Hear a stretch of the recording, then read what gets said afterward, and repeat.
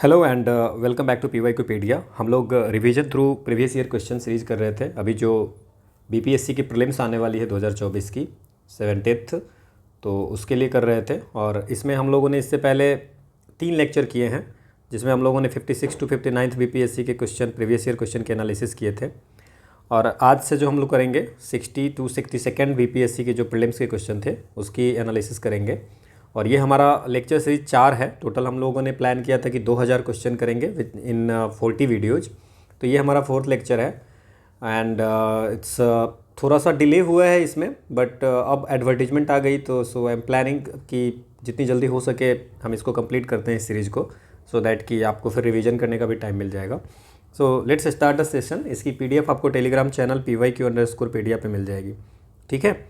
और आप इसकी नोट्स बनाएंगे तभी आपको बेनिफिशियल होगा। अगर आप इसका नोट्स नहीं बनाते हैं तो इसका कोई बेनिफिट नहीं होगा, क्योंकि आप वीडियोज़ बार बार नहीं देख सकते हैं। अगर आप एक बार शॉर्ट नोट्स बना लेंगे तो वो आपको ज़्यादा हेल्प होगा, ठीक है। So let's start the session. पहला आपका क्वेश्चन है कि जो कलिंग नरेश खारवेल का संबंध किससे था। So Kalinga's king Kharavela was associated with महामेघवाहन dynasty, Chedi dynasty, Satavahana dynasty और रटभोजक डायनेस्टी, रटभोजक वंश से।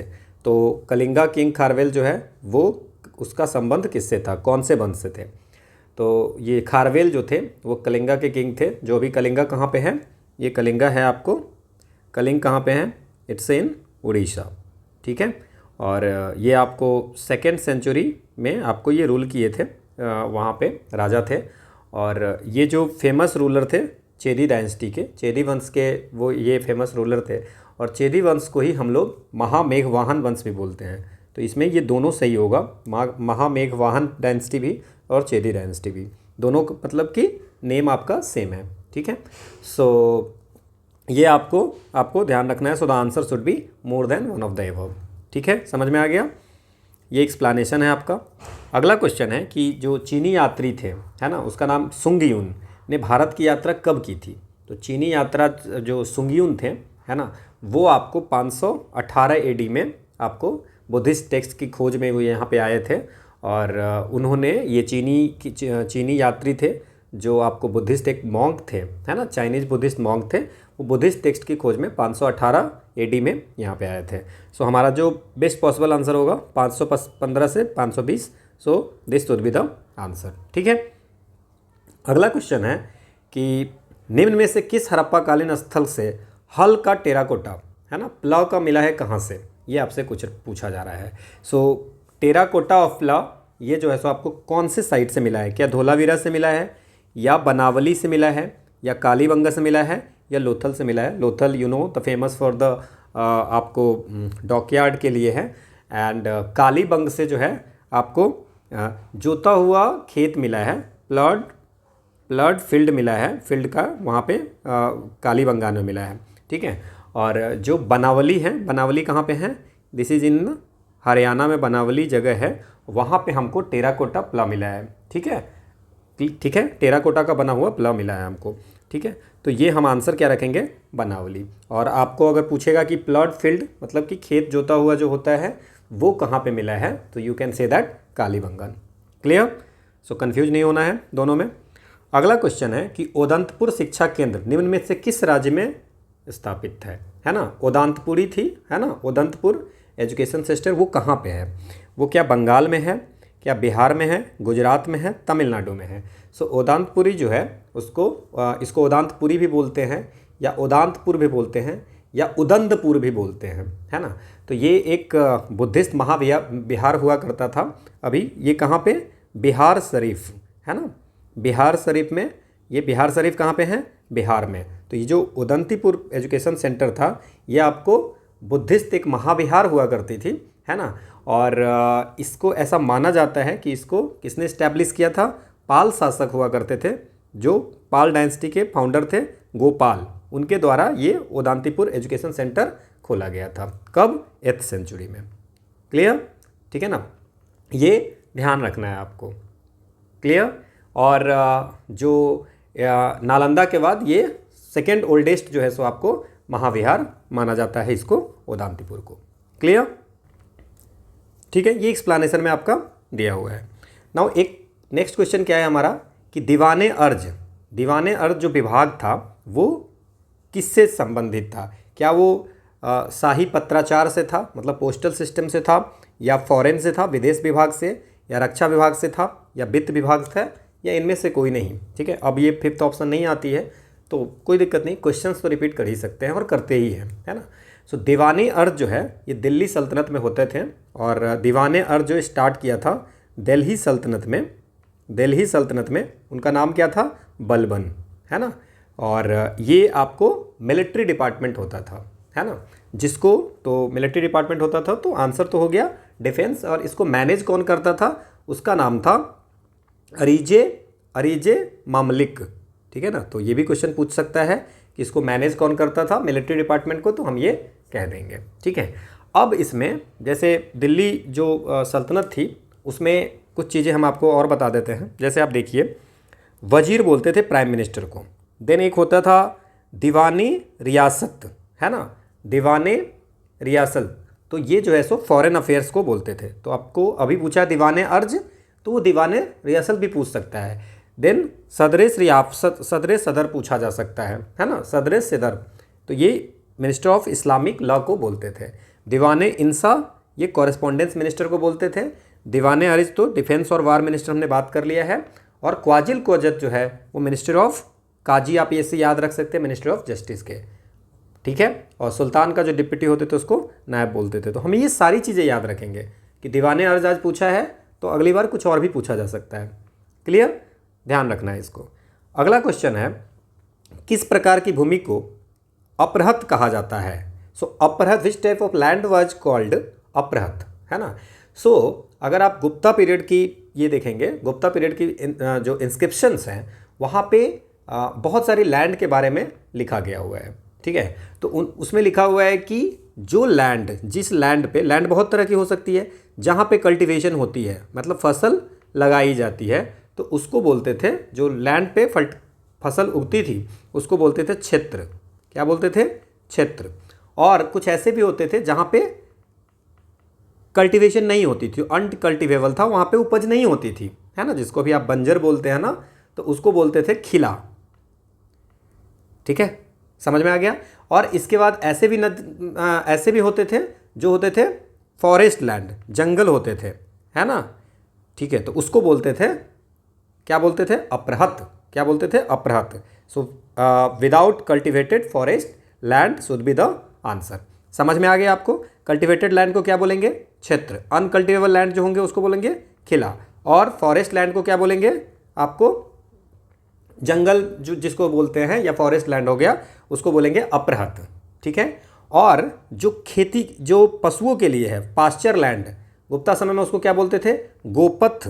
क्या बोलते थे? गोपथ, गाय से बनाया ना, गोपथ सराह, ठीक है, तो ये याद रखेंगे। और जो हैबिटेबल लैंड है, जहाँ पे लोग रहते थे, ठीक है, तो ये सारी लैंड आपको याद रखना है। उसको बोलते थे बस्ती, अभी भी बस्ती बोलते हैं, है ना।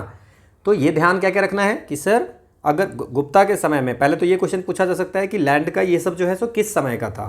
तो गुप्ता पीरियड के इंस्क्रिप्शन में हमें ये देखने को मिलता है कि there is a cultivable land, जहाँ पे खेती होती थी उसको बोलते थे क्षेत्र, अनकल्टिवेबल लैंड होते तो बोलते थे खिला, और जो फॉरेस्ट लैंड होता था उसको बोलते थे अपरहत। देन जो पशुओं के लिए चारा के लैंड होता था उसको बोलते थे गोपथ सराह, और जो हैबिटेबल होते, जहाँ लोग रहते थे, उसको बोलते थे बस्ती। इवन उस समय में जो आपको लैंड की मेजरमेंट होती थी गुप्ता के समय में, उसको कैसे मेजर करते थे ये भी याद रखना है आपको, निवर्तन, ठीक है, निवर्तन, ठीक है ना, निवर्तन। देन ये यूपीएससी पूछ चुका है, कुल्लिवाप। तो अगर आप देख के रखोगे तो हो सकता है कि आपसे अगर पूछेगा तो आप इसमें द्रोणवाप, ये इससे लैंड मेजरमेंट था किस समय में? तो गुप्ता के समय में। अगर ये आपसे टर्म पूछ दिया कि कुल्लिवाप और द्रोणवाप क्या है, निवर्तन क्या है, तो वो आप बता सकते हो कि this is the different land measures की टेक्निक्स थी और इससे लैंड मेजर किया जाता था। समझ में आ गया? देन इसमें कुछ चीज़ें और याद रख सकते हैं आप, जैसे वहाँ पे उस समय में, गुप्ता के समय में, जो रिलीजियस ग्रांट्स होती थी, दो तरह की होती थी। एक होती थी देवग्रह ग्रांट। क्या होती थी? देवग्रह, देवग्रहर, ठीक है। सो देवग्रहार ग्रांट्स होती थी, और एक होता है अग्रहार। अग्रहार ये भी इंपॉर्टेंट पॉइंट है, देवग्रहार और अग्रहार ग्रांट। ये क्या होता था? जो अग्रहार ग्रांट्स होता था वो आपको किसकी होती है? हेरिडेटरी होती थी, टैक्स फ्री होती थी, है ना। और ये किसके लिए होती थी? ब्राह्मण के लिए होती थी। किसके लिए? ब्राह्मण के लिए। ब्राह्मण को दिए जाते थे एंड दैट्स अ उनको हेरिडेटरी मिलती थी, मतलब कि अगर आप जिसको दे दिए फिर उनके बच्चे को भी हो जाएंगे, दैट्स अ टैक्स फ्री होता था। समझ में आ गया? उसमें उससे लैंड से जितनी रेवेन्यू होती थी वो उनकी हो जाती थी। समझ गए? और देवग्रहार जो होते थे ग्रांट, वो आपको किसको मिलते थे? जैसे किसी टेम्पल को आपको क्या करना है, टेम्पल को जो रिपेयर करनी है, ठीक है ना, तो वहाँ उसके लिए मिलता था वो। समझ में आ गया? तो इतना याद रखेंगे, देवग्रहार टेम्पल वगैरह के रिपेयर के लिए, और अग्रहार ब्राह्मण को मिलते थे, और वो जो लैंड मिलती थी उससे जो भी रेवेन्यू होती थी वो उनके लिए, उनको मतलब पैसे मिल जाते थे, आप समझ जाइए।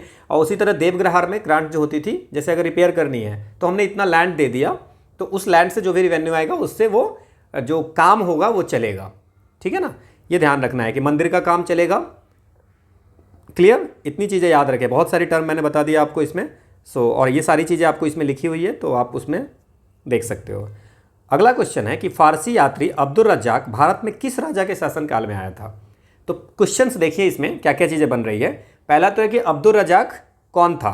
तो अब्दुल रज्जाक जो है वो कौन था? पर्शियन ट्रैवल था। इसमें पूछ दिया है, बट आपसे पूछा जा सकता है कि अब्दुल रज्जाक जो है सो कहाँ से था, है ना। तर्किश, फारसी सब दे सकते हैं आपको ऑप्शन। तो पहला क्वेश्चन ये बनता है कि अब्दुल रज्जाक जो है सो एक पर्शियन ट्रैवलर था। दूसरा है कि कब आया था? तो ये किंग देवराय द्वितीय के समय में आया था। बस इतना याद रखिए, इसमें काम हो जाएगा। अब्दुल रज्जाक, फारसी यात्री, देवराय द्वितीय। क्लियर? इससे ज़्यादा इसमें नहीं याद रखना है। अगला क्वेश्चन है कि जशवंत और दशावन प्रसिद्ध चित्रकार मुगल सम्राट के राज दरबारी थे। मतलब मुगल एम्पायर के कोर्ट में फेमस पेंटर हुआ करते थे जशवंत और दशावन। कौन से राजा के इसमें होते थे? तो ये जो थे अकबर के कोर्ट में हुआ करते थे। सो अकबर के कोर्ट में फेमस पेंटर होते थे। तो पहले आपसे क्वेश्चन क्या पूछा जा सकता है कि जशवंत और दशावन कौन थे? तो आप ये कहेंगे पेंटर। अब किस राजा के कोर्ट में थे? तो आप कहेंगे अकबर। समझ में आ गया? ठीक है, दिस इज द एक्सप्लेनेशन। अगला क्वेश्चन है, थोड़ा सा क्वेश्चन की क्वालिटी आपको लगे है ख़राब, बिकॉज हमें जो अवेलेबल हुआ है वो यही क्वेश्चन मिली है ओरिजिनल में, तो वो आप एडजस्ट कर लेना। बाकी मैं बोल देता हूँ क्वेश्चन, तो आपको इशू नहीं होगी, है ना। सो क्वेश्चन क्या है कि बहमनी राज्य का संस्थापक कौन है? Who was the founder of Bahmani kingdom? ठीक है ना। तो बहमनी डायनेस्टी जो थी, है ना, उसका फाउंडर जो था वो है अलाउद्दीन हसन बहमन। अलाउद्दीन हसन बहमन। ये 1347 के आसपास में, 1350 के आसपास में बहमनी किंगडम का फाउंड किया था। And this is the first independent Islamic kingdom जो साउथ इंडिया में था। साउथ इंडिया में पावर आने वाला, मतलब आप अगर ये करोगे तो दिस इज द, इनकी जो राज्य हुआ करती थी वो इस तरह से हुआ करती, this is the Bahmani kingdom. ठीक है। और अभी के समय में अगर बहमनी किंगडम कहाँ पे है तो आप देख सकते हो, इस मैप से आप समझ सकते हो कि इट्स आंध्रा, कर्नाटका, महाराष्ट्र, ये सब में आपको अभी जो एरिया बहमनी का है प्रेजेंट डे में, ये 3-4 स्टेट में होता है। कर्नाटका, महाराष्ट्र और आंध्र प्रदेश के एरिया मिला करके ये आपको है। ठीक है, समझ में आ गया। नेक्स्ट क्या है, इसमें क्या याद रख सकते हैं? और तो ये तो आपको आंसर हो गया। दूसरा क्या याद रख सकते हैं कि इन्होंने अपना कैपिटल जो है वो रखा था अशानाबाद। अशानाबाद में कैपिटल रखा था, और उसको हम लोग गुलबर्ग भी बोलते हैं, गुलबर्ग में। ठीक है। सो कैपिटल कहाँ पे था? अशानाबाद, गुलबर्ग में। ये आपको बाद में इसको यहाँ से चेंज करके इन्होंने कैपिटल कहाँ रख दिया? Bidar. This is the information. ठीक है। तो ये 1347 में जब फाउंड हुआ था तब से लेकर के हसानाबाद से 1425 तक रहा था, बाद में इसको बिदार में ले गया था। तो इतनी याद रखेंगे कि who is the founder, what is the ईस्वी, एंड देन फिर आपको कैपिटल याद रखेंगे। इतना से हमारा काम चल जाएगा। ठीक है ना। You can see the, this is the Gulbarga, this is the Bidar. ठीक है। अगला क्वेश्चन हमारा जो है कि सुरेंद्र नाथ बनर्जी को किस वर्ष भारतीय सिविल सर्विसेज से हटाया गया? सुरेंद्र नाथ बनर्जी जो थे वो 1869 में वो आपको कॉम्पिटिटिव एग्जामिनेशन पास करके इंडियन सिविल सर्विसेज में सेलेक्ट हुए थे, इंडियन सिविल सर्विस में। बट इनको हटा दिया गया, क्यों? इनको ये बोला गया कि आपने जो एज है अपने एज के बारे में गलत बताया हो। दैट्स मीन्स मिस रिप्रेजेंटेशन, जो आप डिस्क्वालीफाई इसलिए होते हैं बिकॉज एज आप गलत बताए हो। देन वो क्या करते हैं, ही गो टू कोर्ट, ये कोर्ट जाते हैं एंड जब कोर्ट जाते हैं तो कोर्ट वहाँ पे बोलते, कोर्ट में ये बताते हैं कि हमने जो कैलकुलेशन किया है एज, वो हिंदू ट्रेडिशन में जैसे काउंट करते हैं उस तरह से हम काउंट किए हैं।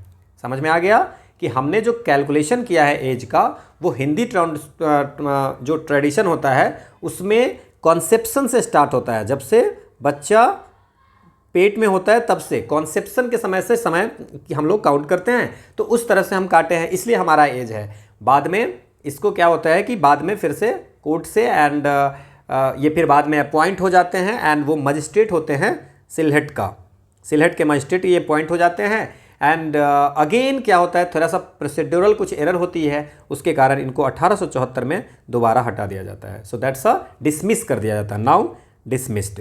यहाँ पे क्या होते हैं 1869 में ये पास करते हैं, 1869 में पास करते हैं, बट वो डिसक्वालीफाई होते हैं बिकॉज उनकी एज का इशू हो जाता है। ये कहते हैं कि हमारी हिंदू ट्रेडिशन में जब से कंसेप्शंस होती हैं, है ना, तब से हम लोग को एज काउंट होता है, बट ऐसा ब्रिटिश में नहीं था। तो उन्होंने फिर ये कोर्ट में जाते हैं, है ना, और कोर्ट में जाते हैं, कोर्ट से जजमेंट आती है, फिर ये पास करते हैं एग्जामिनेशन एंड इनको बनाया जाता है कहाँ का मजिस्ट्रेट, सिलहट का, और सिलहट का बनाया जाता है। लेकिन 1874 में फिर से इनको इस समय तो डिस्क्वालीफाई करते हैं, यहाँ पे क्या कर देते हैं, डिसमिस्ड। इनका कुछ प्रोसीड्यूरल एरर हो जाती है ना, जुडिशियल में कुछ एरर हो जाती है, जिस कारण से इनको माइनर एरर के कारण इसको हटा दिया जाता है।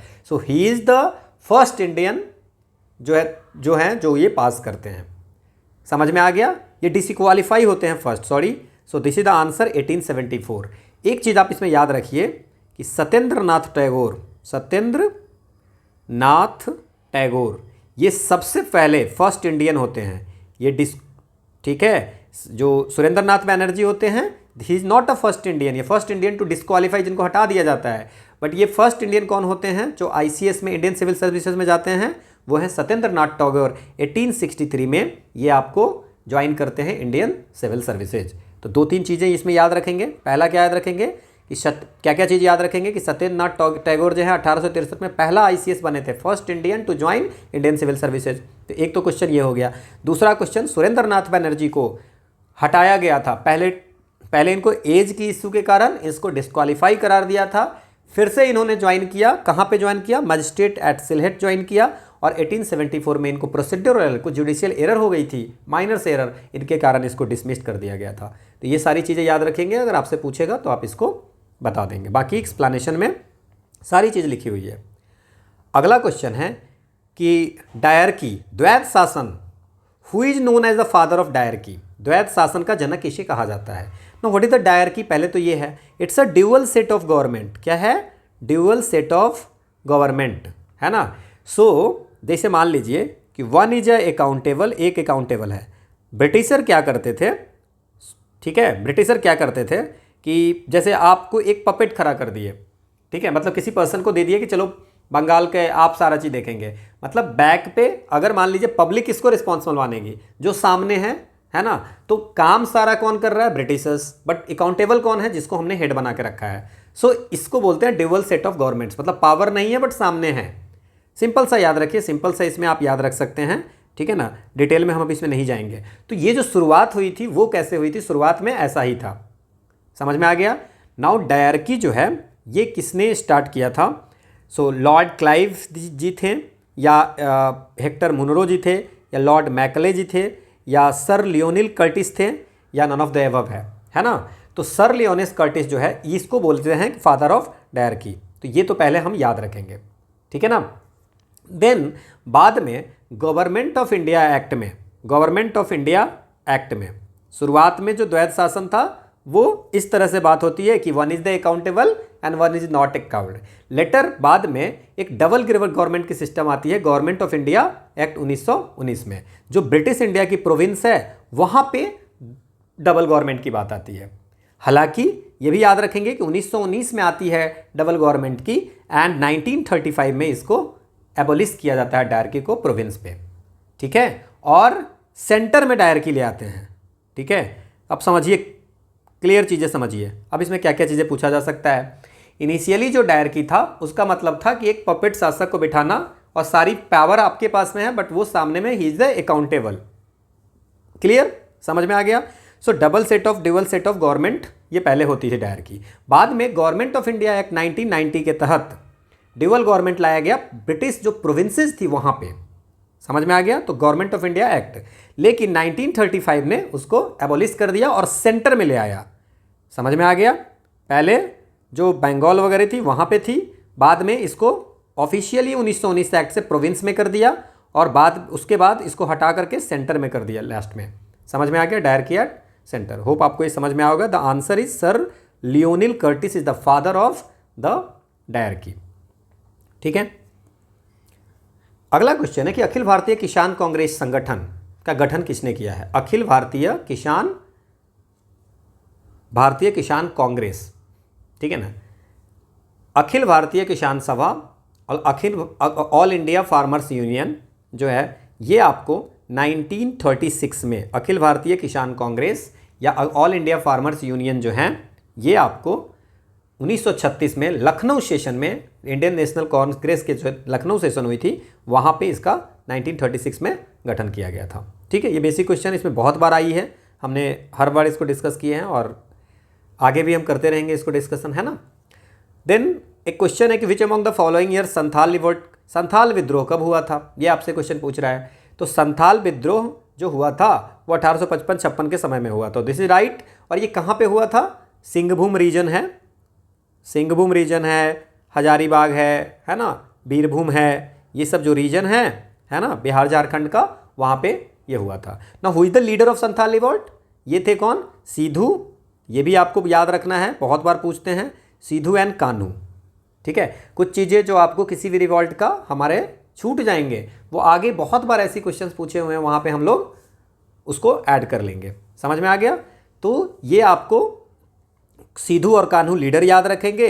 1855-1856 आपको क्या करेंगे, ईस्वी याद रखेंगे, रीजन याद रखेंगे, सिंहभूम, बीरभूम, बांकुरा, मुंगेर, ये सब जगह पे यहाँ पे हुआ था।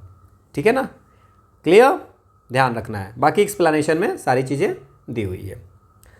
अगला क्वेश्चन है कि कर्नाट वंश का संस्थापक कौन है। Who was the founder of Karnat dynasty. Nanyadev थे, नरसिंहदेव थे, विजयदेव थे, हरिदेव थे। कर्नाट जो डायनेस्टी है, कर्नाट डायनेस्टी, उसको इस्टेब्लिश किया था 1097 ईस्वी में। 1097 ईस्वी में किसने किया था, नान्यदेव ने किया था। किसने किया था, नान्यदेव ने किया था। It is a Maithili dynasty. ठीक है, मैथिली डायनेस्टी, कर्नाट डायनेस्टी जो है उसको मैथिली डायनेस्टी भी बोलते हैं। ठीक है ना। और ये आपको इसकी जो कैपिटल थी, है ना, इसकी कैपिटल जो थी वो गंगा देव के समय में, मतलब नान्यदेव के बाद थे। ये आप याद रखेंगे, नान्यदेव थे, फिर गंगा देव थे, फिर नरसिंहदेव थे, फिर राम सिम्हादेव थे, देन शक्ति सिम्हादेव, ठीक है, और देन हरि सिम्हदेव। ठीक है, ये थे। तो गंगदेव के समय में दरभंगा को कैपिटल बनाया गया था, सेकंड कैपिटल। तो ये हमको ध्यान रखना है। And one is the Simraongarh हुआ करता था बिहार नेपाल बॉर्डर पे। तो इनिशियली वहाँ पे साइटेडल उनका हुआ करता था। बाद में आपको गंगादेव के समय में सेकंड कैपिटल कहाँ बनाया गया, दरभंगा में। तो ये आपको याद रखना है। ठीक है ना। ये लोग अपने आप को बोलते थे मिथिलेश्वर। क्या बोलते थे, मिथिलेश्वर।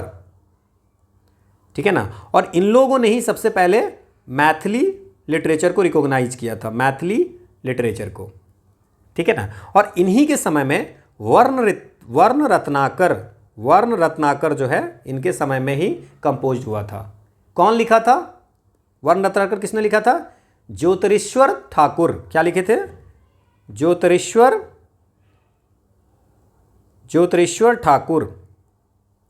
समझ में आ गया। क्या क्या चीज़ें याद रखेंगे, कर्नाट डायनेस्टी, नान्यदेव, क्या क्या याद रखेंगे, कर्नाट डायनेस्टी, नान्यदेव 1097।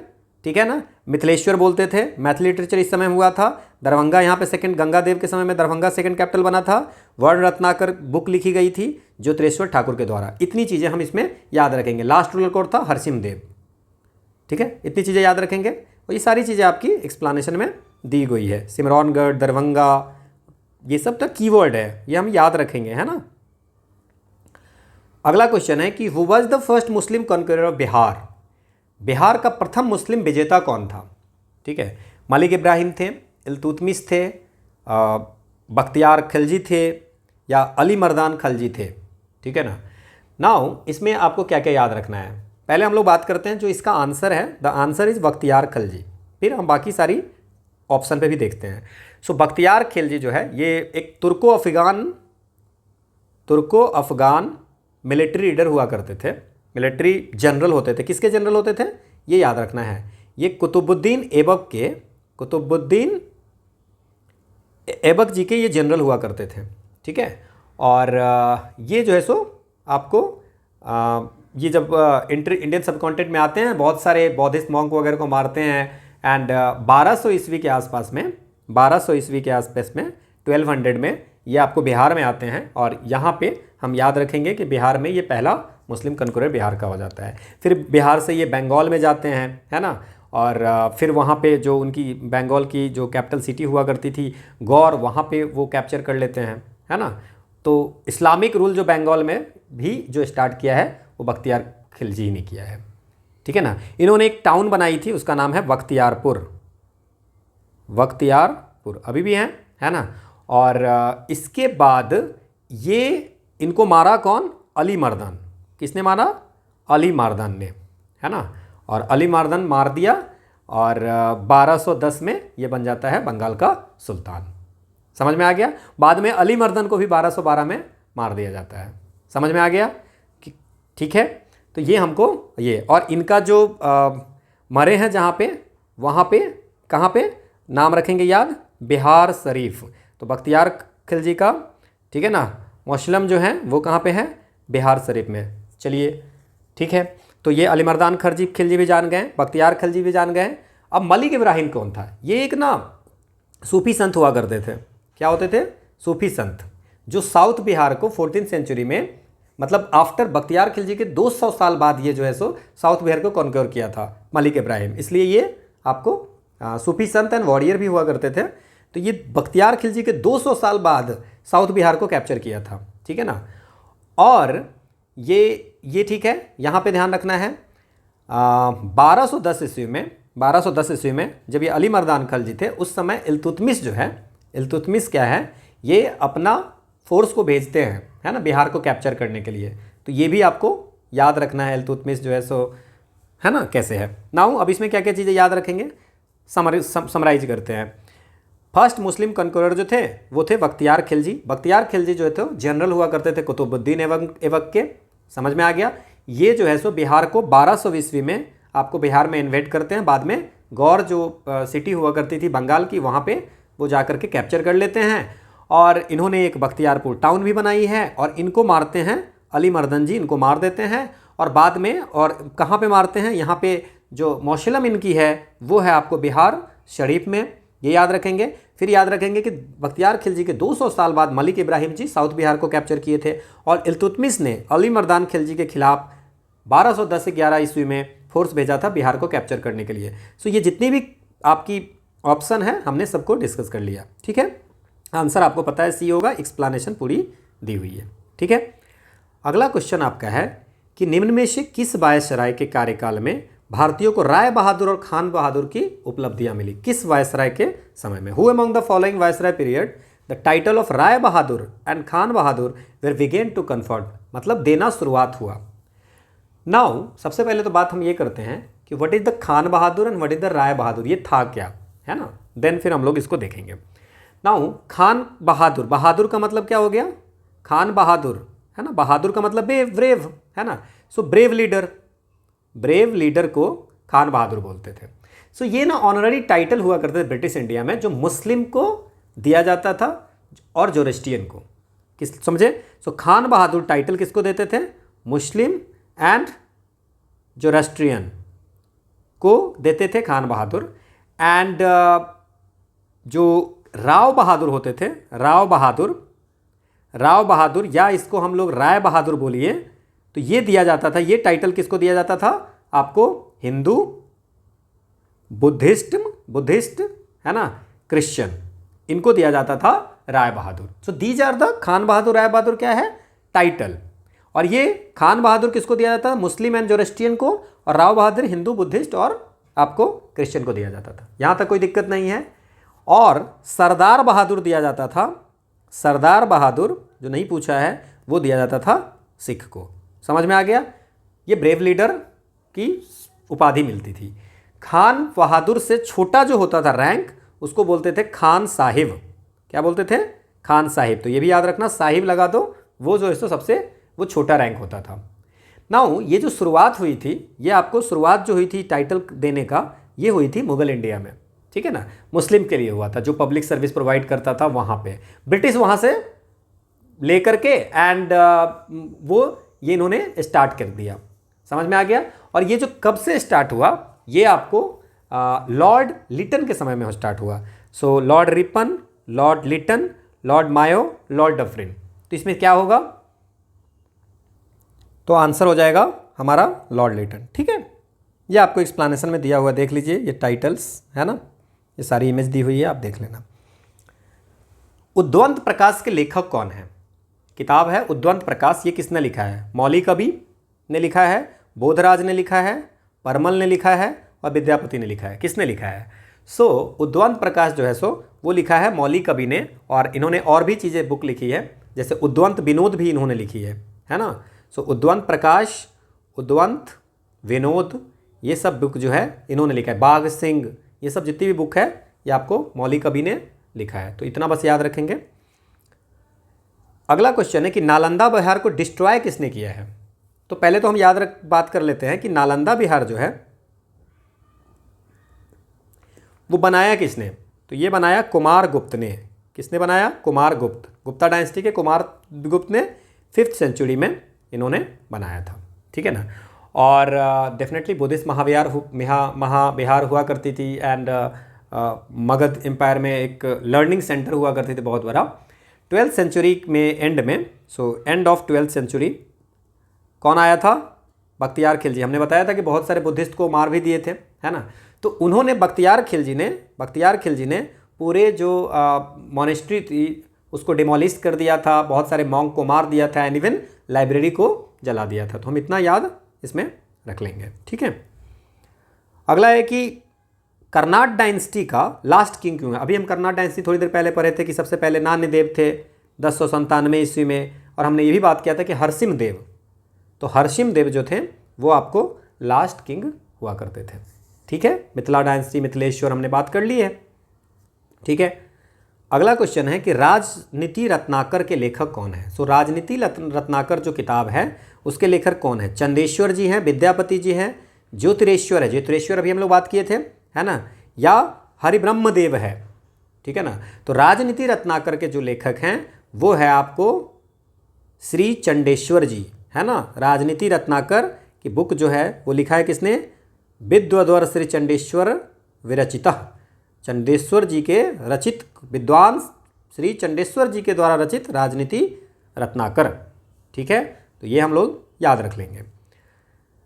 ओके। अगला क्वेश्चन है कि what is the particulate matter, कणीय तत्व क्या है। तो पार्टिकुलेट मैटर आप देखते होंगे कि जो पॉल्यूशन के टर्म में यूज किए जाते हैं, ठीक है ना, पॉल्यूशन में, कि जो छोटे छोटे जो ठोस पार्टिकल्स होते हैं, सॉलिड पार्टिकल्स होती है एंड एयर में, है ना, तो उसको बोलते हैं हम लोग। So this is a PM 2.5 आपने पढ़ा होगा, PM 2 1.5। तो वो ये सारी जो हैं वो आपको पर्टिकुलर मैटर, मतलब छोटे छोटे जो सॉलिड पार्टिकल्स होती है या लिक्विड ड्रॉपलेट्स होती है एयर में, उसको हम लोग बोलते हैं particular matter. So these are the air pollutant.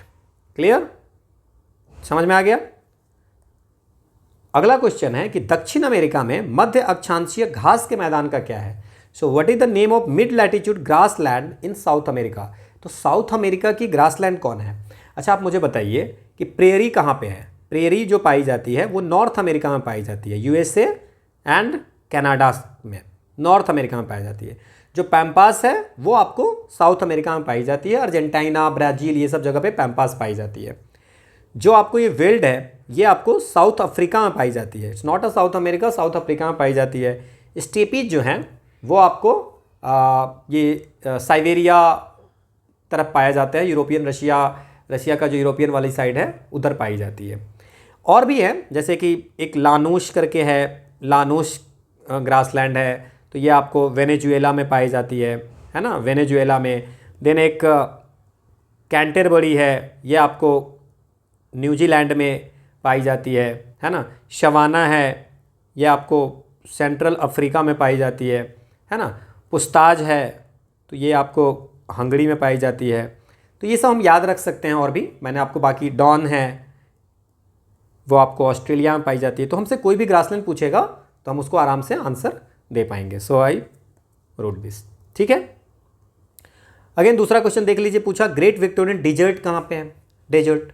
So great Victorian मरुस्थल कहाँ पे है, तो ये आपको ग्रेट विक्टोरियन, ग्रेट सैंडी हो गया, चाहे ग्रेट जहाँ भी लगा है, ग्रेट सैंडी हो गया, है ना। विक्टोरियन तो हो ही गया, है ना। और जैसे गिब्सन हो गया, ये सब जितने भी हैं ये आपको ऑस्ट्रेलिया में पाई जाती है ना।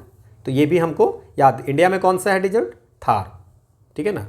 तो ये हमको, बाकी आपको कालाहारी है, नामीब डिजर्ट है, सहारा है, ठीक है ना। तो ये सब हम याद रखेंगे। गोबी डिजर्ट है, किजल कुम है, दस्ते कावीर, दस्ते लुट है ना। तो ये सब भी हम याद रखेंगे कि कहाँ पे। मोजावे है, अटाकामा है, पेटागोनियन है, तो ये भी हम देख लेंगे। बाकी ऑस्ट्रेलिया का तो हमें पता है, ठीक है।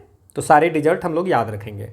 Now which of the following activities performed at कूलगाड़ी में कौन सी क्रिया संपन्न होती है। क्या कोल माइनिंग होती है कूलगाड़ी में, कॉपर माइनिंग होती है, गोल्ड माइनिंग, या फॉरेस्ट्री होती है।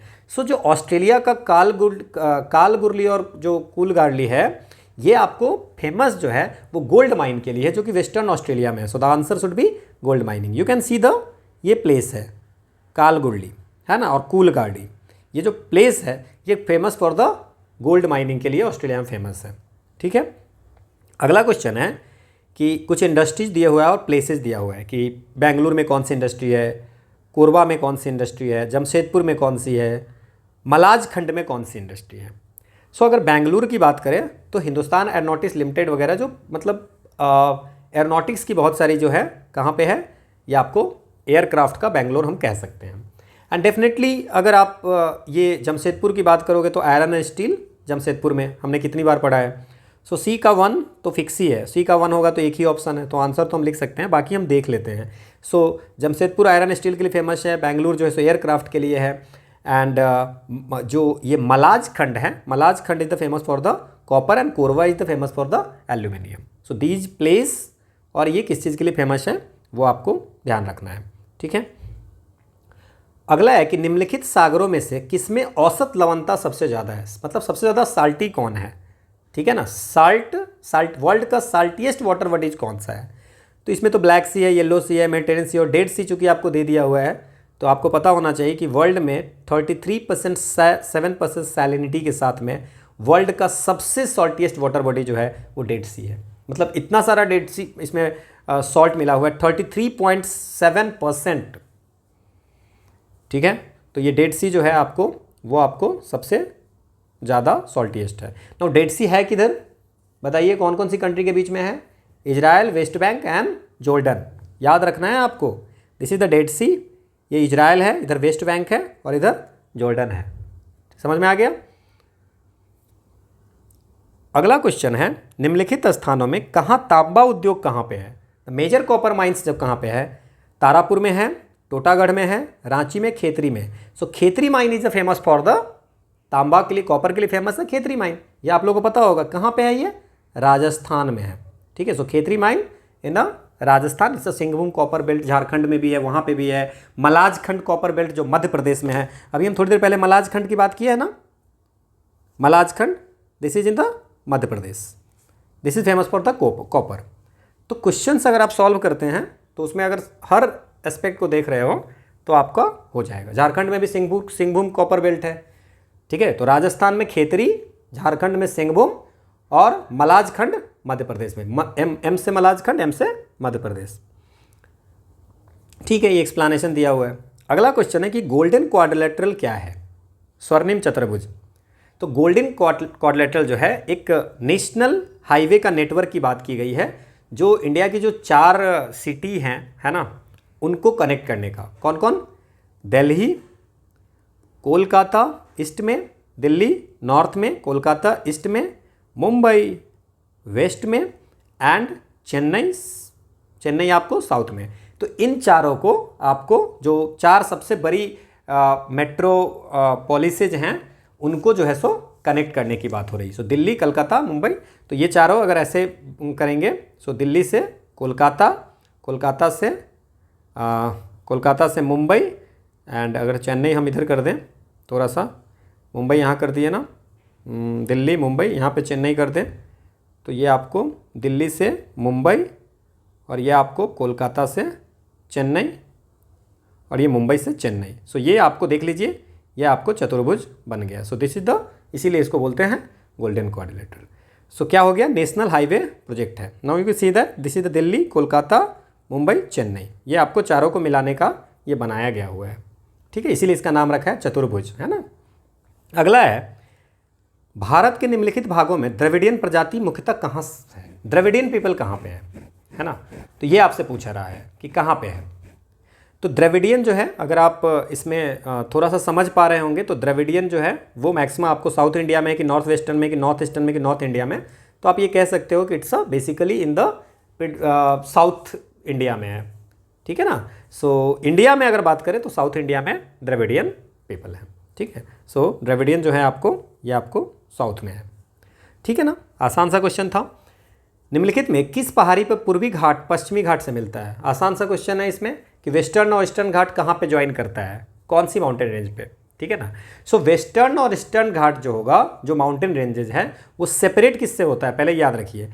बीच में क्या है, जैसे ये है ना। सो वेस्टर्न एंड ईस्टर्न, ये आपको ईस्टर्न एंड वेस्टर्न ये सेपरेट है डेक्कन प्लेटू से, दक्कन का पठार से, है ना। डेक्कन प्लेटू से ये सेपरेट हो रहा है। और ये दोनों जो मिलता है वो कौन सा है, दोनों में जो है, जो थोड़ा ईस्टर्न वाला भी है और वेस्टर्न वाला भी है, वो है नीलगिरी हिल। क्या है, नीलगिरी हिल, ठीक है। ये आपको ईस्टर्न वाला भी है और वेस्टर्न वाला भी है, तो दोनों मिला कहाँ पे, ये कहाँ पे नीलगिरी हिल, तमिलनाडु। इतना याद रख लेंगे हम लोग। दोनों को सेपरेट कौन करता है, डेक्कन प्लेटू। दोनों मिलता कहाँ पे, तमिलनाडु में। कौन सा हिल है, नीलगिरी हिल। काफ़ी है। अगला है, भारत में एकमात्र राज्य जो केसर का उत्पादन करता है। आसान सा क्वेश्चन है। ऑप्शन है हिमाचल प्रदेश, असम, जम्मू कश्मीर, मेघालय। तो ये आपको केसर क्या है, सैफरॉन। तो सैफरन कौन बनाता है, सब एक ही मात्र राज्य है, जम्मू एंड कश्मीर। हिमाचल प्रदेश कोशिश कर रहा है, बट अभी अगर बात करें जो अभी सबसे ज़्यादा है वो है आपको जम्मू एंड कश्मीर, है ना। और ये भी एक लिमिटेड जोग्राफिकल एरिया में है। कश्मीर को आपको सैफरन बॉल ऑफ भी बोलते हैं। और सैफरन बॉल जो है एक रीजन है ना। सैफरन बॉल है ना, जैसे चीनी का कटोरा बोलते हैं क्यूबा को, उसे सैफरन बॉल जो है ऑफ कश्मीर किसको बोलते हैं। कश्मीर में भी एक एरिया है जहाँ पे आपको सबसे ज़्यादा होता है, उसका नाम है, ये भी याद रखेंगे, पैम्पोर रीजन। सो पैम्पोर रीजन में सबसे ज़्यादा सैफरन होती है। जितनी भी प्रोडक्शन होती है उसमें सबसे ज़्यादा यहाँ पे होती है। क्लियर, देख लो, ये सैफरन ऐसा होता है, ये पत्तियों के ये वाली पार्ट को हम लोग सैफरन बोलते हैं। क्वेश्चन है कि निम्नलिखित नगरों में अलकनंदा एवं भागीरथी कहाँ मिलकर गंगा नदी बनाते हैं, और ये कहाँ पे है। देखो इसमें है रुद्रप्रयाग, देवप्रयाग, और भी चीज़ें आपको पता होगी। कर्णप्रयाग होती है, विष्णुप्रयाग होती है, नंदप्रयाग होती है। सो देवप्रयाग में अलकनंदा और भागीरथी मिलती है। कहाँ पे मिलती है, देवप्रयाग में। रुद्रप्रयाग में मंदाकिनी और कौन मिलती है, अलकनंदा और मंदाकिनी जो मिलती है उसको क्या बोलते हैं, रुद्रप्रयाग। समझ में आ गया, ठीक है। देखो बाकी तो समझ में आ गया। देखो ये आपको विष्णुप्रयाग है, विष्णु है, ये देखो अलकनंदा आ रही है, ये अलकनंदा नदी है, और ये नंदप्रयाग हो गया। तो नंदाकिनी और अलकनंदा क्या हो गया, नंदप्रयाग। धौलीगंगा और अलकनंदा कौन सा हो गया, विष्णुप्रयाग। देन पिंदरगंगा और अलकनंदा क्या हो गया, कर्णप्रयाग।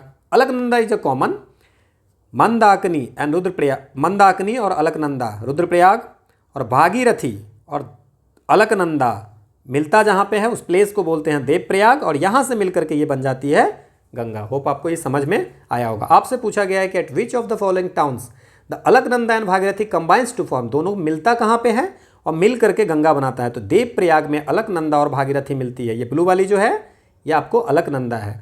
अलकनंदा और मंदाकिनी जो मिलती है उसको बोलते हैं रुद्रप्रयाग, याद रख लीजिए। अलकनंदा और पिंडर गंगा जो मिलती है उसको बोलते हैं कर्णप्रयाग, ठीक है। अलकनंदा और नंदाकिनी मिलती है, नंदाकिनी ये तो आपको याद रहेगा, नंदाकिनी और अलकनंदा नंद प्रयाग। और धौली गंगा और अलकनंदा जहाँ मिलती है विष्णु प्रयाग। ये सारी हम लोग याद रखेंगे, कभी भी पूछा जा सकता है। अगला क्वेश्चन है, निम्नलिखित लौह अयस्कों में से बैलाडीला में किसका खनन होता है? बैलाडीला क्या है? पहले तो हम बात करते हैं कि बैलाडीला है क्या, कौन सी प्लेस है, क्या है ये, ठीक है ना। और बैलाडीला जो है ये कहाँ पे है? तो पहले तो हम बात करते हैं ये छत्तीसगढ़ में है, ठीक है। और इसमें यहाँ पे हेमेटाइट मिलता है ना। सबसे ज़्यादा यहाँ पे जो मिलता है कि बस्तर डिस्ट्रिक्ट छत्तीसगढ़ में है, यहाँ पे आपको हेमेटाइट मिलता है। तो इसमें हम लोग याद रख सकते हैं क्या, तो हेमेटाइट है। Then you can remember the और भी और कौन कौन सा है इसका, जैसे कि siderite is also ore of the iron. Then आपको लिमोनाइट भी आयरन का ओर है, मैग्नेटाइट भी आयरन का ओर है। आप इसके फार्मूला भी याद रख सकते हैं। इसको Fe2O3 बोलते हैं, इसको Fe3O4 बोलते हैं। देन इसको इसको FeCO3 भी बोलते हैं।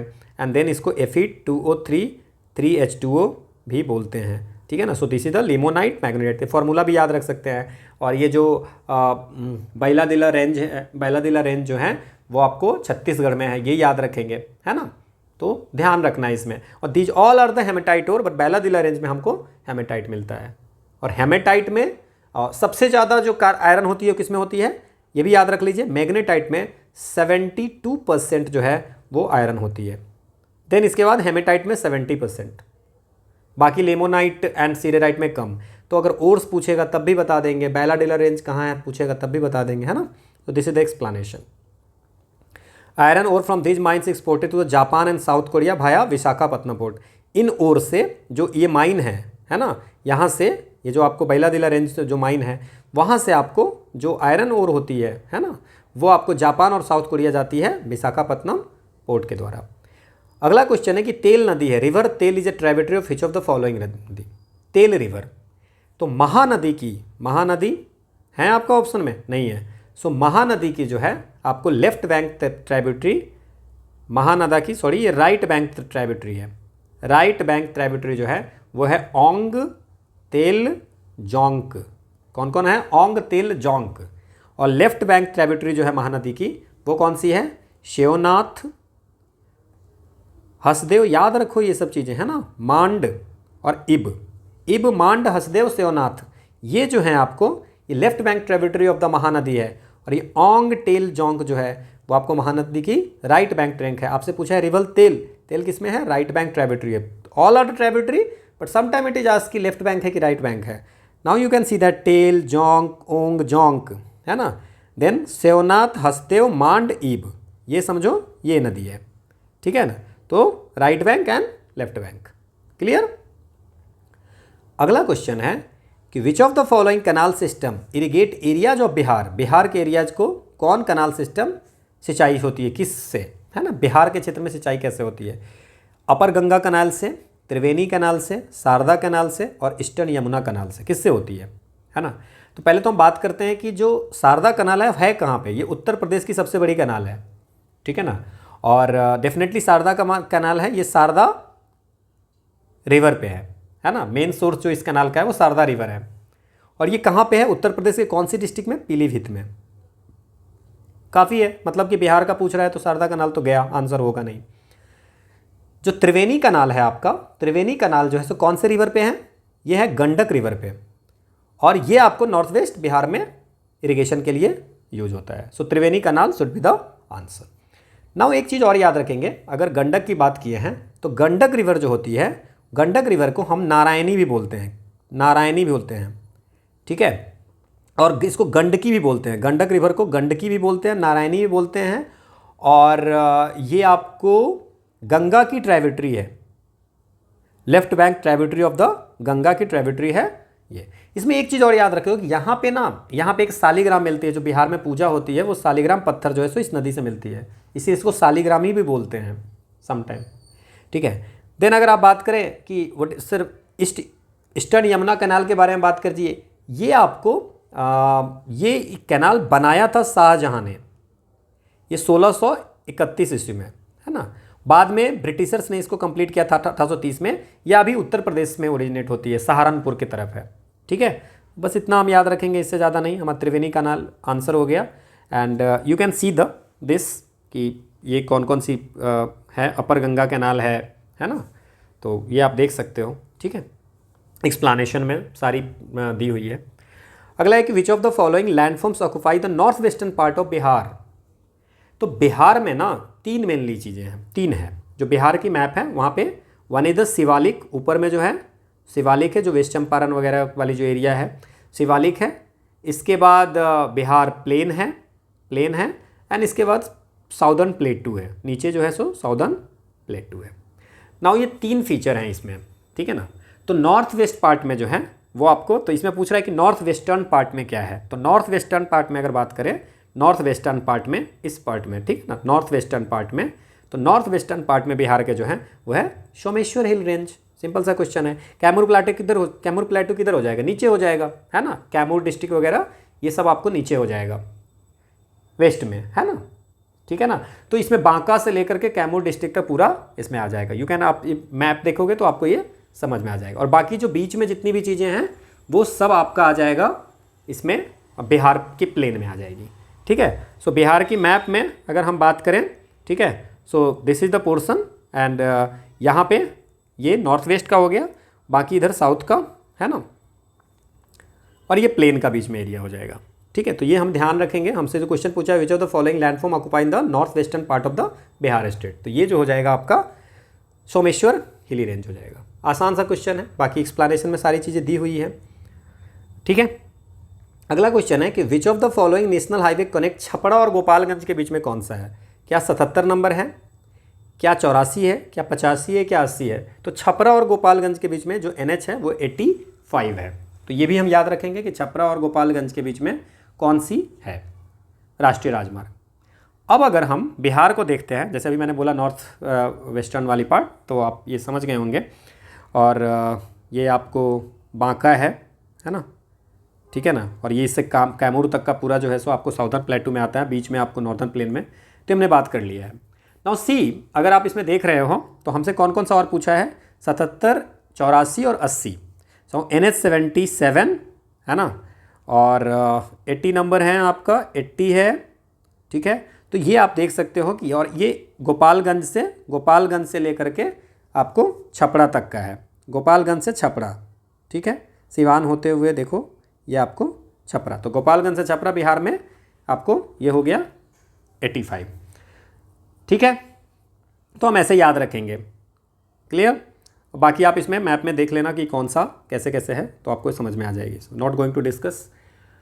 अगला क्वेश्चन है कि which of the following district record highest growth of population. 2001 से 11 में, एक डिकेड में कौन सी ऐसी डिस्ट्रिक्ट है जो सबसे ज़्यादा, जहाँ पे पॉपुलेशन बढ़ा है, सबसे ज़्यादा पॉपुलेशन की ग्रोथ हुई है। 2001 की सेंसस और 2011 की सेंसस के इसमें, तो एक दशक में सबसे ज़्यादा जो बढ़ी है बिहार में, उसका नाम है मधेपुरा। और ये कितनी बढ़ी है population, 31.12%। Remember this data also, 31.12। Kishanganj किस लिए फेमस है भाई, यहाँ पे सबसे ज़्यादा रेनफॉल होती है, तो हाईएस्ट रेनफॉल के लिए किशनगंज रेनफॉल है ना, हाईएस्ट रेनफॉल इन किशनगंज में हाईएस्ट चाइल्ड सेक्स रेशियो भी है। हाईएस्ट चाइल्ड सेक्स रेशियो जो है वो आपको किशनगंज में है 971, ठीक है। इवन किशनगंज जो है जहाँ पे सबसे ज़्यादा आपको मिनिमम SC पॉपुलेशन है परसेंटेज में 6.69%, ठीक है ना। और Kishanganj is also the eastern most district. तो ऐसे ही हम लोग करते चले जाएंगे, अगर आप नोट बनाते चलेंगे तो धीरे धीरे सारी डिस्ट्रिक्ट की बहुत जो इंपॉर्टेंट चीज़ें हैं वो आपकी हो जाएगी। तो हर क्वेश्चन में हम लोग कुछ कुछ चीज़ें कंसीडर करते चलेंगे, ठीक है। This is the explanation. अगला क्वेश्चन है कि which one of the following is a silk textile producing. Bihar में सिल्क का प्रोड्यूसिंग सेंटर कहाँ पे है, मोतीपुर में है, बजारी में है, भागलपुर में है और डालमिया नगर। डालमिया नगर यू नो सीमेंट के लिए फेमस है ना। और भागलपुरी को हम लोग क्या बोलते हैं, सिल्क सिटी बोलते हैं, ठीक है ना। बिहार की भागलपुर डिस्ट्रिक्ट है, उसको सिल्क सिटी बोलते हैं। भागलपुरी सिल्क जो है उसको हम लोग बोलते हैं चार सिल्क, ठीक है। और भी बाकी जो 3 तरह की सिल्क होती है वो यहाँ पे पाई जाती है, बट हम लोग यहाँ पे अभी डिस्कस नहीं कर सकते हैं। धीरे धीरे जैसे जैसे क्वेश्चंस आएंगे will discuss each and everything, ठीक है। अगला क्वेश्चन है कि which of the following places Bharat wagon and engineering cooperative limited is situated. कहाँ पे भारत वैगन एवं इंजीनियरिंग कंपनी लिमिटेड है बिहार में, ठीक है। तो ये आपको एक सेंट्रल गवर्नमेंट की पीएसयू है, पब्लिक सेक्टर, ठीक है।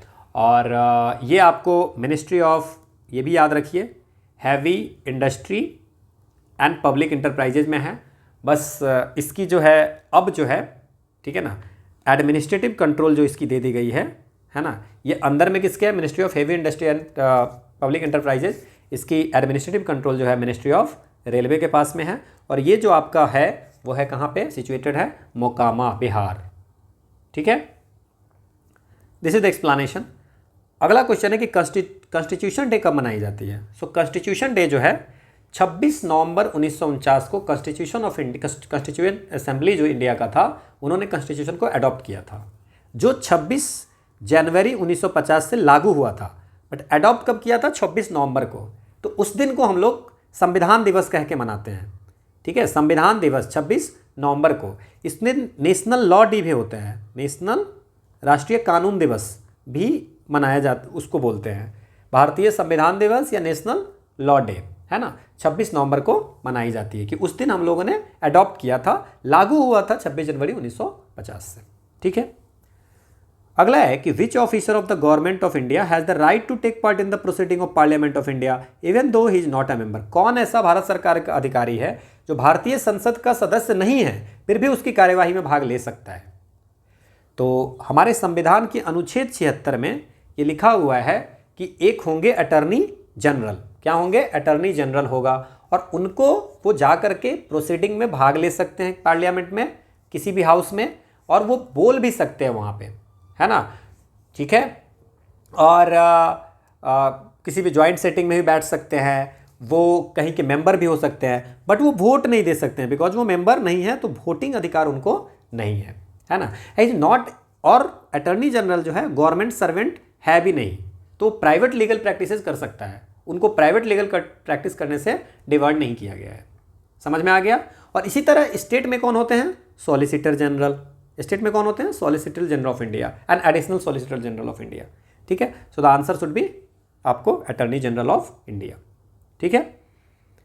अगला है कि भारतीय संविधान के भाग 4 में दिए गए निर्देशित सिद्धांतों में निम्न में से कौन सा सूचीबद्ध है। मतलब आपसे पूछ रहा है कि डायरेक्टिव प्रिंसिपल में कौन कौन सी चीज़ें हैं। Equal pay for equal work है क्या, बिल्कुल है। आर्टिकल 39 का डी में है कि the state shall ensure that there is equal pay for equal work for both men and women. State को ये इंश्योर करना है कि मेन और वुमेन दोनों के लिए एक समान वेतन हो, ठीक है, समान पे हो। यूनिफॉर्म सिविल कोड बिल्कुल है। आर्टिकल 44 संविधान का 44 में लिखा हुआ है कि state shall endeavour to secure for the citizen uniform civil code throughout the territory of India. State को इंश्योर करना चाहिए कि जितनी भी सिटीजन है उसके लिए एक यूनिफॉर्म सिविल कोड पूरे इंडिया में एक हो। तो ये दोनों आपके लिखे हुए हैं। स्मॉल फैमिली नॉर्म, छोटा परिवार होना चाहिए, ऐसा कोई चीज़ें डीपीएसपी में नहीं लिखा हुआ है। और एजुकेशन मदर लैंग्वेज में हो प्राइमरी लेवल तक, ऐसा भी कुछ डीपीएसपी में हमारा नहीं है। So answer should be 1 and 2, ठीक है। अगला क्वेश्चन है कि what is the vote on account. Vote on account क्या है, किस चीज़ के लिए बनाया गया है। तो हमारे संविधान की अनुच्छेद 116 में आर्टिकल 116 में ये लिखा हुआ है गवर्नमेंट को कि आपको कोई भी फंड लेना होगा तो आप कंसोलिडेटेड फंड ऑफ इंडिया से ले सकते हैं, ठीक है। अगर मान लीजिए कि आपको किसी पर्टिकुलर टाइम के लिए अगर कुछ पैसा की ज़रूरत पड़ गई कुछ महीने के लिए, तो उस केस में आप कंसोलिडेटेड फंड ऑफ इंडिया से पैसा ले सकते हैं। So that's a empowered by the constitution, government वहाँ से पैसे लेती है। तो ये क्या हो जाएगा इसका आंसर, बजट पारित लंबित होने के कारण निधि आवंटन हेतु। अब मैं आपको थोड़ी सी चीज़ें इसमें बता देता हूँ। होता क्या है, पहले क्या होता था, अब तो ऐसा नहीं होता है, बट पहले क्या होता था कि मार्च में अगर जैसे बजट लेट से आया, ठीक है, सो बजट अगर मान लीजिए कि मार्च में आया, ठीक है, मार्च में बजट आया, मान लेते हैं कि हम 5 मार्च को बजट लेके आए या 29 मार्च को लेके आए बजट, ठीक है, अगले फाइनेंशियल ईयर की। ना 29 मार्च को लाए, डिस्कशन होते हुए सारा चेक वेक होते पास वास होते होते ये अप्रैल चला जाता है, टोटल अप्रैल के आसपास चला जाता है या पूरा एक महीना। नाउ अप्रैल पूरा चला गया तो ये 1 अप्रैल से लेकर के 30 अप्रैल तक का जो खर्चा है वो कहाँ से आएगा, क्योंकि हमारा पास तो हुआ है ना, तो फॉर सम टाइम है ना कि ये डिले हो रहा है। अब तो फरवरी में फर्स्ट वीक में हो जाता है, तो 31 मार्च तक होते होते तक बजट जो है सो पास हो जाता है। तो फिर आप बजट जब पास हो गया कितना पैसा निकाल सकते हैं, तो वो जो है आपको हम लोग निकाल सकते हैं। पहले क्या होता था कि मार्च में जैसे लेट होता था, या अभी भी अगर वैसे मान लीजिए कि फरवरी में बजट आया और अप्रैल 30 अप्रैल तक या 15 अप्रैल तक हमारा जो है सो बजट का पूरा पास नहीं हुआ है ना, हर क्लॉज बाई क्लॉज पास होती है, हर उसकी रिव्यू होती है। तो अगर मान लीजिए पास नहीं हुआ तो ये 1 अप्रैल से 15 अप्रैल तक में गवर्नमेंट के जो खर्चे हैं वो कैसे कहाँ से लाएंगे, तो वो टेम्पररी हम लोग कुछ पैसा निकालते हैं, that's a vote on account. So budget पारित लंबित होने के कारण निधि आवंटन हेतु ये आपको वोट ऑन अकाउंट बनाया गया। होप आपको ये समझ में आया होगा।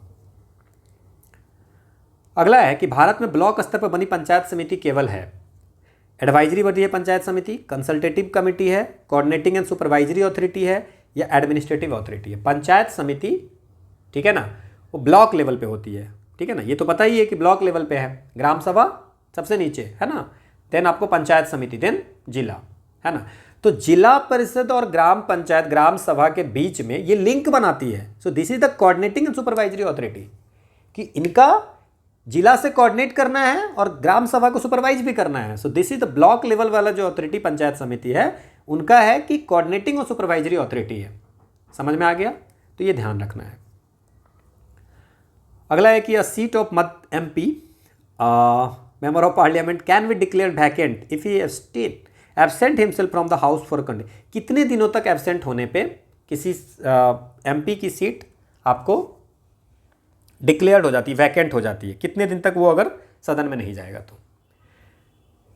अगर कंटिन्यूअस पीरियड ऑफ 2 मंथ तक नहीं जाता है तो उसकी जो है आपको वैकेंट मान दिया जाता है। So if he absent himself from the house for a continuous period of 2 months तो उसको हम लोग वैकेंट मान लेंगे, ठीक है।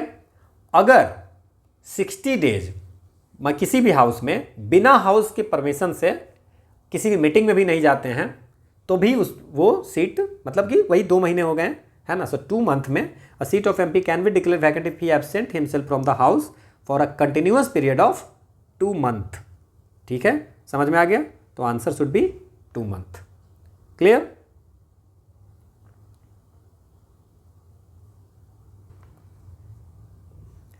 अगला क्वेश्चन है कि the supreme court has held that hosting the national flag atop the private building is a fundamental right of every citizen. मतलब किसी प्राइवेट बिल्डिंग पे भी फ्लैग को हम फहरा सकते हैं, झंडे को फहरा सकते हैं। और इस कौन सी आर्टिकल के तहत, article 19(1)(a) of the constitution, article 14 of the constitution, article 21 या आर्टिकल 24।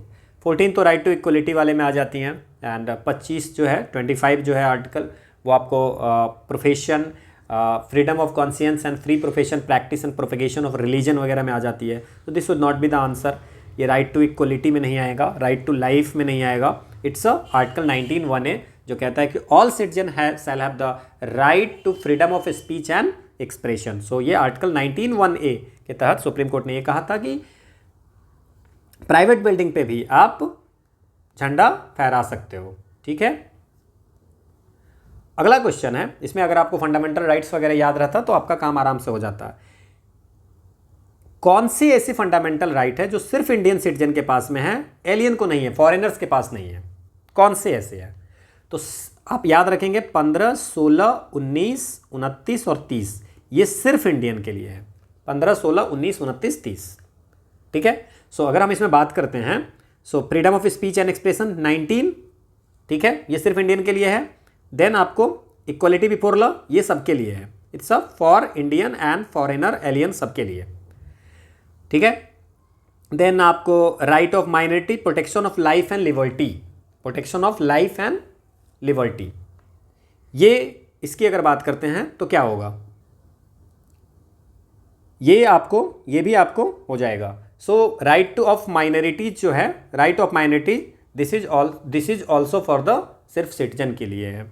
तो हमसे जो क्वेश्चन पूछ रहा है कि कौन सी चीज़ें सिर्फ सिटीजन के लिए होगा, ठीक है ना। सो हमने बात किया 15, 16, 19, 29, 30 जो है सो सिर्फ सिटीजन के लिए होगा, और लाइफ लिबर्टी तो सबके लिए है ना। और ये 14, 21 ये सबके लिए है। तो इसमें जो है सो आपको आंसर हो जाएगा 1 और 3, ठीक है, ये आपको देख लेंगे। अगला है कि एक नया राज्य बनाने में संवैधानिक संशोधन के लिए कैसा बहुमत चाहिए। अगर नया राज्य बनाना है तो क्या करेंगे। सो अगर हम संविधान में देखें तो इसमें सिंपल मेजोरिटी हमें चाहिए होती है, सिंपल मेजोरिटी चाहिए होती है। तो नया राज्य बनाना है तो आर्टिकल 1 हमारी संविधान में कहती है, आर्टिकल 1 में इंडिया नेम है और टेरिटरी ऑफ द यूनियंस हैं। आर्टिकल 2 में है कि अगर नया स्टेट बनाना है उसकी एडमिशन। आर्टिकल 3 में है आपको फॉर्मेशन ऑफ न्यू स्टेट्स, है ना। और अगर किसी का बाउंड्री चेंज करना है, नेम चेंज करना है तो that's comes under the article 3, ठीक है ना। और ये हम लोग इतना याद रखेंगे, ठीक है ना। So article 3, article 2 and 3, 2 is the for the admission और establishment of new state, and 3 जो है नया स्टेट अगर बनाना हो तो, है ना, या एग्जिस्टिंग है उसकी बाउंड्री चेंज करनी है, कुछ भी चेंज करनी है तो इट्स अ सिंपल मेजोरिटी से हम लोग बना लेते हैं। इसके लिए आपको कोई कॉन्स्टिट्यूशन का ये नहीं करना पड़ता है। 368 में नहीं जाते हैं हम लोग, यहाँ से कर लेते हैं। The expression socialist was introduce in the preamble of the Indian constitution. Socialist कब ऐड हुआ था ये आपसे पूछ रहा है, ठीक है ना। तो अगर हम बात करें 42वां कॉन्स्टिट्यूशनल अमेंडमेंट जो एक्ट हुआ था, जिसको मिनी कॉन्स्टिट्यूशन भी बोलते हैं, वहाँ पे socialist and secular word add किया गया था। कौन कौन सा word? Socialist and secular word. तो 42nd अमेंडमेंट। 44th अमेंडमेंट किस चीज़ के लिए फेमस है? राइट टू प्रॉपर्टी को हटा दिया गया था फंडामेंटल राइट से। देन आपको अगर 73rd और 74th अमेंडमेंट आपको पता है, पंचायत 73rd एंड 74 म्यूनसिपलिटी के लिए है, सिर्फ डायरेक्ट इलेक्शन के बारे में है। तो ये हम लोग इतना याद रख सकते हैं कि कौन सी संविधान संशोधन इंपॉर्टेंट वन जो है वो किसके लिए है। तो दिस इज द आपको एक्सप्लेनेशन है। और okay, so this is all about for today's session, and next part हम लोग करेंगे। आई एम थिंकिंग कि जितनी जल्दी हो सके हम इसको कंप्लीट कर देंगे, ठीक है ना। जो पहले डिले हुआ वो हुआ, अब हम लोग इसको जल्दी कंप्लीट करते हैं। And this is the quotation of the day, that dreams don't work unless you do. बस सिर्फ सपने देखने से नहीं होगा, आपके सपने तब तक काम नहीं करेगा जब तक कि आप कुछ उसके लिए करते नहीं हो। So thank you all for watching. You can get the PDF and will meet in the next video. Thank you.